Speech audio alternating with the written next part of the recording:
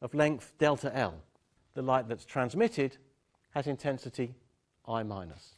And the length of that cell is delta L. The amount of light transmitted is expressed as a fraction of the incident intensity. So we do I1 minus I, transmitted intensity minus the incident intensity, and then we divide it by the incident intensity. And we call that delta I over I. Okay, that's the fraction of light transmitted by that thin strip of length delta L. Okay, so in general, what is the intensity or the relative light transmitted going to depend upon? Well, it's going to depend upon whether or not the photon bangs into a molecule as it goes through the sample. Okay, if it doesn't bang into a molecule, then it's not going to be absorbed.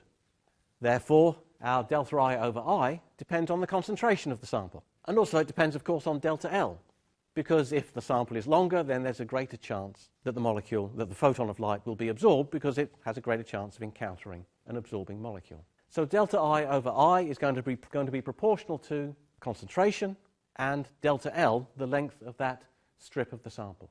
And so we put a constant of proportionality in there, which I'm calling kappa.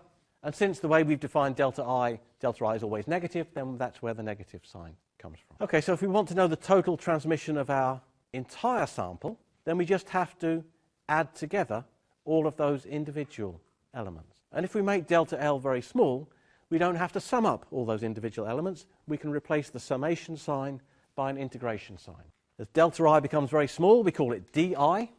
So we integrate di over I, and we're now calling our intensity which hits the zeroth strip I0, and we integrate over all of those strips until we get to the final intensity I. And that gives you the equation ln I over I0 is equal to minus kcl, which we can rewrite, of course, as an exponential function. I is equal to I naught e to the minus kcl. The traditional way to assess logarithm of I over I0 is to use logs to the base 10. So we write that as log to the base 10, and that